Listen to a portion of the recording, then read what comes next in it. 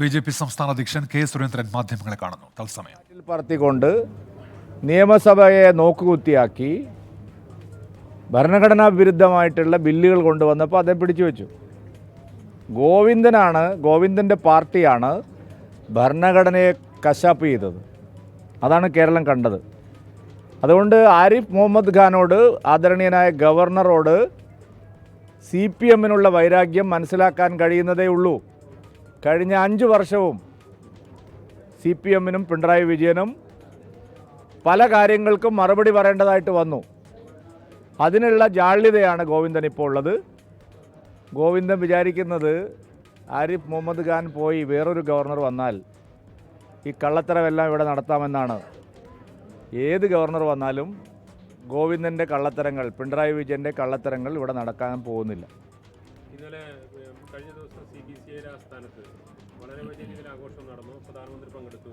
അതിൻ്റെ അധ്യക്ഷൻ തന്നെ തൃശ്ശൂരിൽ കഴിഞ്ഞ ദിവസം പറഞ്ഞത് വലിയ സന്തോഷമുണ്ട്, ഒരു അഭിമാനമാണ്. പക്ഷേ ഓർത്തഡോക്സ് സഭയുടെ ഒരു ബിഷപ്പ് വളരെ രാഷ്ട്രീയം പറയുന്ന സ്ഥിതി ഉണ്ടായിരുന്നു. ഓർത്തഡോക്സ് സഭയുടെ പരമാധ്യക്ഷൻ മാധ്യമങ്ങളെ കണ്ട് ഇത് സഭയുടെ ഔദ്യോഗിക നിലപാടല്ല എന്ന് വളരെ വ്യക്തമായിട്ട് പറഞ്ഞിട്ടുണ്ട്. ഓർത്തഡോക്സ് സഭയ്ക്ക് അങ്ങനെ ഒരു അഭിപ്രായമില്ല എന്ന് അതിൻ്റെ പരമാധ്യക്ഷൻ തന്നെ പറഞ്ഞിരിക്കുകയാണ്. അതിൻ്റെ ഏറ്റവും ഉന്നതനായിട്ടുള്ള ഓർത്തഡോക്സ് സഭയുടെ തലവൻ വളരെ മാതൃകാപരമായിട്ടാണ് ഇന്നലെ സംസാരിച്ചത്. ഞങ്ങളെ സംബന്ധിച്ചിടത്തോളം ഇത്തരം കാര്യങ്ങളിൽ തലയിടാൻ ഞങ്ങൾക്ക് ആഗ്രഹമില്ല. ഓർത്തഡോക്സ് സഭയുടെ ഒരു ബിഷപ്പ് കാര്യം പറഞ്ഞു എന്നുള്ളത് കൊണ്ട്, അല്ലെങ്കിൽ ഒരു പ്രദേശത്തിൻ്റെ ചുമതലയുള്ള ആൾ കാര്യം പറഞ്ഞു എന്നുള്ളതുകൊണ്ട് ആ സഭയുടെ അഭിപ്രായമല്ല. ഓർത്തഡോക്സ് സഭയുമായിട്ടും കേരളത്തിലെ എല്ലാ ക്രൈസ്തവ സഭകളുമായിട്ടും സർക്കാരിനും കേന്ദ്ര സർക്കാരിനും ഭാരതീയ ജനതാ പാർട്ടിക്കും മികച്ച ബന്ധമാണുള്ളത്. ആ വിഷയത്തിലെല്ലാം വളരെ ശക്തമായ നിലപാട് കേന്ദ്ര സർക്കാരിൽ ന്യൂനപക്ഷ മന്ത്രി എന്നുള്ള നിലയിൽ ശ്രീ ജോർജ് കുര്യനും പാർട്ടിയുടെ അധ്യക്ഷൻ എന്നുള്ള നിലയിൽ ഞാനും ആ നിലപാട് പരസ്യമായിട്ട് പറഞ്ഞിട്ടുള്ളതാണ്.